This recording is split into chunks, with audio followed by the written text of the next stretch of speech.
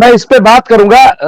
जवाद साहब, एक बहुत बड़ी खबर जो आई है वो ये, उस पे बात करना बहुत जरूरी है कि जो एमबीए से जो सलमान मोहम्मद बिन सलमान है, वो जिस तरह से मिस्र गए हैं या जा रहे हैं, और खबर ये आ रही है, हमारे किसी साथी ने भी दिया कि मोसाद के जो चीफ है वो भी मिस्र जा रहे हैं, और इनके बारे में, मोहम्मद बिन सलमान के बारे में कहा गया है कि वो तजारत के सिलसिले में गए हैं।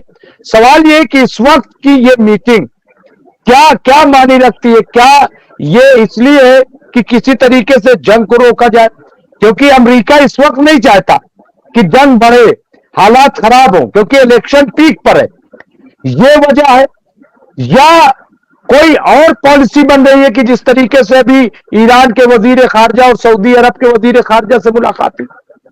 एससीओ मुमताज में एक सेकंड बस बीच में, एससीओ की जो बैठक हो रही है ये भी बहुत इंपॉर्टेंट है इस जंग के लिहाज से, जो अभी बैठक हुई।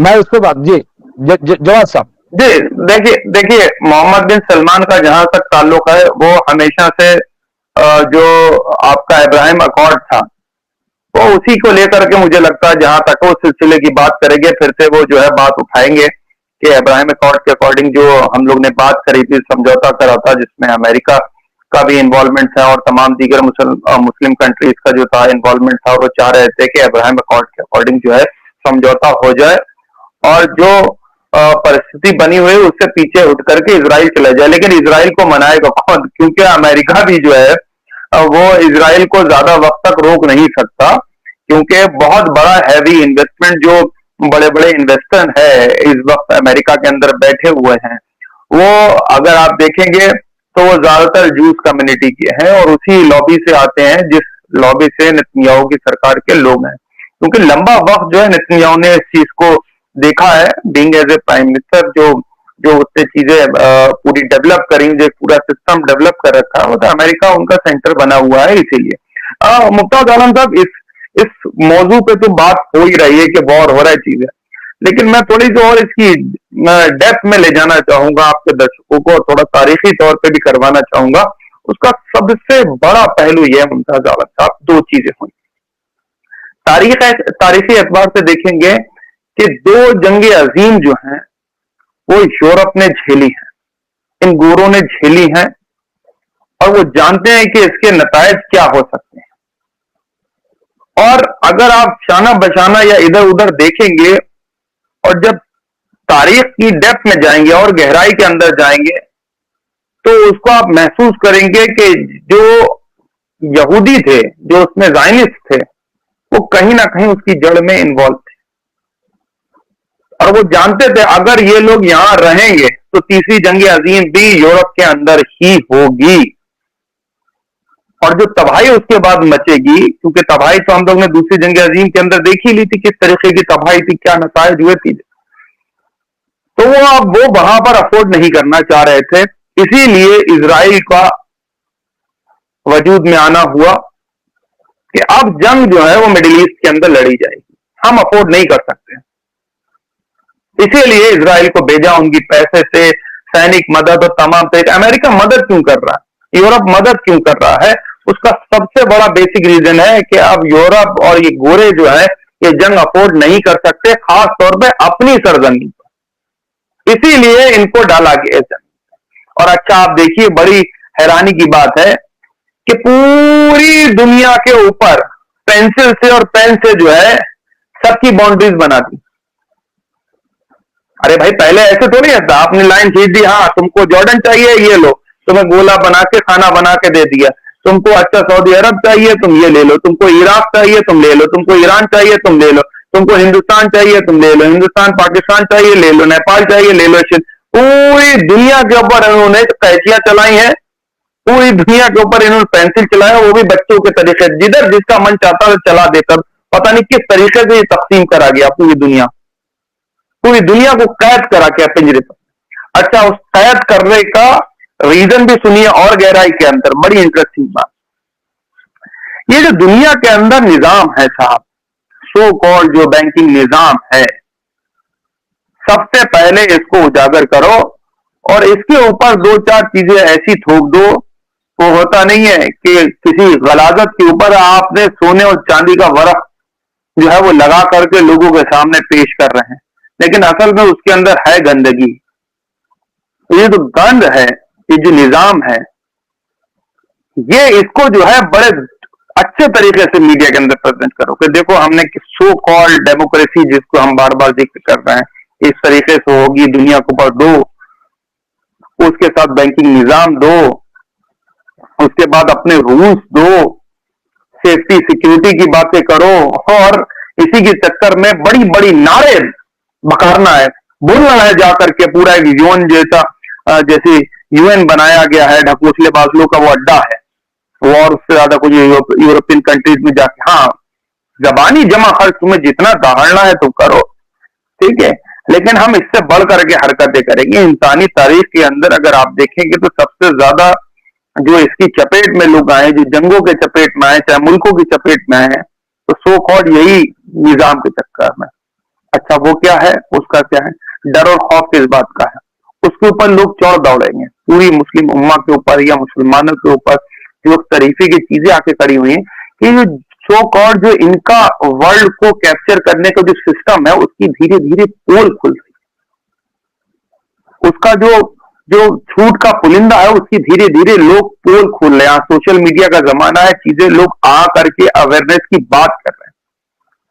जो निजाम है सिस्टम का, जो निजाम अल्लाह ताला की तरफ से दिया गया है, उस निजाम का आप मुकाबला नहीं कर पा रहे, तो उसको कंट्रोल करने के लिए आपने खिलाफत को खत्म करा। सबसे पहले खिलाफत का ही खात्मा हुआ, क्योंकि पूरे इस निजाम को लेकर के आना था, इस सूदी निजाम को खारिज करना। आप यकीन मानिए, जिस दिन ये बैंकिंग सिस्टम, ये सूदी निजाम जिस दिन धड़म बड़म हुआ, उसके बाद जो है आप देखेंगे पूरी जगह इनकलाब आएगा। उसका रीजन सबसे बड़ा यह है कि इजराइल को जंग जो है वो अमेरिका अपने जानबूझ की तरीके से देता है कि तुम हथियार लो, चीजों लो, सब कुछ, लेकिन उसका इंटरेस्ट इस चीज में नहीं है। उनका हाँ निकाती एजेंडा हो सकता है, उनका जो है अपना, जिसको कहते हैं कि वो अपनी भावनाओं से ज्यादा कनेक्टेड है, उनको ग्रेटर इजराइल बनाना है, लेकिन उससे बड़ा जो उनका सिस्टम है कि जो सूदी निजाम है, जो पैसे के निजाम है, वो सूद से चलता रहे, उससे बेस्ट उनके लिए कुछ भी नहीं। इसीलिए पूरी दुनिया को दे रखा है, और पूरी दुनिया के जो ममालिक है, अगर आप देखेंगे, आपके लोगों को बताऊं, जिसको सूद खाने की आदत लग जाती है, वो दुनिया का सबसे बड़ा नशा है, सबसे बड़ा नशा है सूद खाने का। और उसके खिलाफ आपको पता है क्या कहा गया, कि जो सूदखोरी के अड्डे हैं, हराम करार नहीं, हराम तो करार दिया गया है। इसके साथ साथ जितने भी नबी आए, जितने भी पैगंबर आप देखें आकर के, उन सबने आकर के मना करा इस सूदी निजाम। ईसा अलैहिस्सलाम के ऊपर नौजुबिल्लाह मिन ज़ालिक क्या तोहमत थी, किस तरीके से उनको के तुम बातें तो सही करते, तुम्हारे पास सारी, लेकिन ये जो हमारा निजाम है, सूदी निजाम है, इसको हम नहीं छोड़ सकते, और वो आज भी इस निजाम को नहीं छोड़ना चाहते। इसीलिए कहीं अगर इस्लाम आ गया और उसने सच्ची अपनी शक्ल सूरत दिखा दी, जो इतने लगभग 800 सालों से तमाम यहाँ पर हुकूमतें थी, तमाम थी, इख्तलाफात तो थे, अपनी नाइतफाकियां थी लोगों के बीच में, वो हर जगह होती, लेकिन दुश्मनियां नहीं थी। तो जानबूझ करके दुश्मनियां डाली गई, फिरकावारियत के अंदर डाली गई दुश्मनी, नाइतफाकी जरूर थी और उस जगह थी, तो उसको लपेटने के लिए तो सबसे पहले खिलाफत का खात्मा करो, और खिलाफत का खात्मा करते करते पूरे दुनिया के हिस्से बकरे कर डालो, और ये जो निजाम चलता आ रहा था इसको खत्म करो, इसकी जगह नया सिस्टम देंगे। अब नया सिस्टम एक और आ रहा है। वो नया सिस्टम क्या आ रहा है, वो नया सिस्टम ये चाह रहा है कि अपना न्यू वर्ल्ड ऑर्डर आ जाए, किसी सूरत से लोगों को उसका अपडेटेड वर्जन आ जाए, क्योंकि सूदी निजाम ने लोगों को, गरीबों को निचोड़ लिया, उनका खून तक निचोड़ करके किडनी लीवर तक बेच दिए गए सूदी निजाम के चक्कर में। लोगों ने जहर खा लिया, मर गए, और उन लाशों का सौदा करके ये लोग जो है बड़ा आगे बढ़ते हैं। बहरहाल होना क्या है, ये जंग होनी है और इसको कोई नहीं रोकना चाहेगा। सबके अपने अपने मफाद हैं, सबके अपनी अपनी चीजें। मोहम्मद बिन सलमान अपना लेकर के जाएंगे, फिर से वही राग अलापेंगे कि नहीं, इब्राहिम अकॉर्डिंग के अकॉर्डिंग जो है वो बात होनी चाहिए, चीजें होने चाहिए। जो फकीसी साहब है, जो मिस्र के जो आजकल बनाए गए हैं, उनको भी बनाने वाले कौन लोग हैं वो सब जानते हैं। अभी बहुत बड़ी सी एक बिजनेस डील के अंदर उनको जो है फिर वर्ल्ड बैंक ने, IMF ने पैसे देने की बात करी थी। वो क्या था? आप वर्ल्ड बैंक से कर्जा लेकर के खाते रहिए, वो देते रहेंगे, वो धीरे धीरे कैप्चर कर लेंगे आपको। इस सूदी निजाम के खिलाफ जो है एक बड़ी जंग करी जा रही है। एक शान हैदर रिजवी साहब ने जो कहा है, वो मैं चाहता हूं कि उस पर जरूर बात हो कि आप इजराइल का साथ उसके साथी छोड़ रहे हैं क्योंकि शक्ति की धुरी बदल रही है। ईरान को दुनिया ने एक बड़ी ताकत मान ली है। क्या क्या इसमें कोई सच्चाई है या महज ये? नहीं, देखिए, मैं फिर आपको भी बोल रहा हूं, तमाम दुनिया को कह रहा हूं कि ईरान जो है वो जंग का मैदान नहीं बनेगा। असली जंग का मैदान बनने जा रहा है शाम। शाम बनेगा, और उसका रीजन भी बताऊं। वहां पर बशर असद की जो सरकार है उसको रूस का भी समर्थन है और रूस की फौजें वहां पर है। सिर्फ ये जंग जो है अभी जो फोकस करी गई है, अमेरिका इतना अफोर्ड नहीं कर सकता। उधर तो होती है वो। जवाब साहब, मैं ये एक समझना चाहता हूं कि जब भी सीरिया की बात आती है रूस का जिक्र होता है, गोलान हाइट्स का जिक्र होता है, और आपने भी कहा कि जो मरकज बनेगा, मतलब रूस और सीरिया का है क्या मामला? देखिए, आपको पता होगा बशर असद की सरकार को बनाने में बहुत बड़ा किरदार जो है रूस का है, और रूस के अपने वहां पर भी सैन्य अड्डे हैं। और आपको पता है कि इजराइल ने एक वक्त में गोलान हाइट्स के ऊपर भी कब्जा एक तरीके से जमा लिया था, कर लिया था, लेकिन उसके बाद वो पीछे धकेल दिए। वो इसलिए भी हो पाया क्योंकि रूस इस चीज को जानता है कि अगर रूस और अगर ईरान को समर्थन नहीं देगा तो आप यकीन मानिए पूरी नेटो जो है फिर से एक बार चढ़ दौड़ेगी और फिर से रूस को एक बड़ा नुकसान होगा।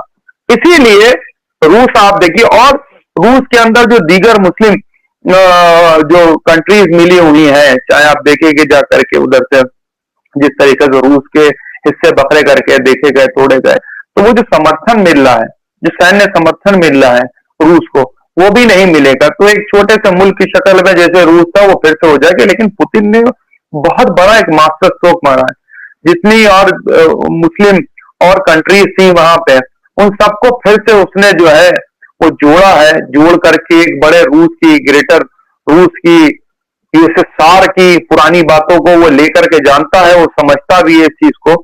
इसीलिए वो जो है और कंट्रीज को लेकर के चलने की कोशिश कर रहा है। उसको पता है फिर अगर बगावत होगी तो नुकसान होगी। इसीलिए उसने बशर असद की सरकार को अपना पूरा समर्थन दे रखा। वो जानता था कि वो यहां से ही एक्सक्लेट करेगा। अगर ये एक्सक्लेट करते हैं वॉर को, तो उधर अमेरिका और पूरा यूरोप चढ़ दौड़ेगा, उसके ऊपर तबाह और बर्बाद कर देगा। आप वक्तन देखते रहिएगा।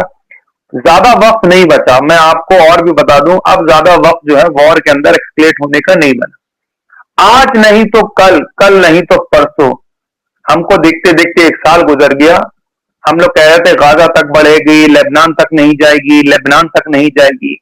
दुनिया वाले बता रहे थे, और बड़े बड़े एक्सपर्ट और दानिश्वर, बड़े बड़े किताबी कीड़े तमाम बैठे हुए कि नहीं गाजा तक है और पीस कीपिंग फोर्सेस आ गई यहीं पर। ये मामला यहां नहीं है। हम लोग लेबनान के अंदर आ गए, हूतीस का इन्वॉल्वमेंट हो गया। अब आप देखिएगा धीरे धीरे शाम का इन्वॉल्वमेंट होगा, और जैसे ही शाम का इन्वॉल्वमेंट होगा, वो उसको काउंटर करने के लिए अमेरिका जो है वो क्लियर वाज़ेह तौर पे है। ईरान को भी समझाएगा, इनको भी समझाएगा कि वॉर मत करना, तमाम तरीके ना ईरान के ऊपर अभी वो हाथ डालने के, आप देख लीजिए 1 महीने से धमकियां ही चल रही। ईरान ने तो करके भी दिखा दिया, लेकिन इनकी हिम्मत नहीं पड़ रही कर पाएंगे, क्योंकि आप हमेशा वॉर के अंदर स्टार्ट करना, छेड़ना बहुत आसान होती है। और आज तक वॉर को कोई कैलकुलेट करके एग्जैक्ट बड़े से बड़ा दानिश्वर आ जाए, बड़े से बड़ा प्लानर आ जाए, बड़े से बड़ा शॉर्ट एनालिसिस करने वाला आ जाए, नहीं बता सकता कि वॉर की प्रेडिक्शन किस डायरेक्शन में होंगी या वॉर किस डायरेक्शन के अंदर जाती है।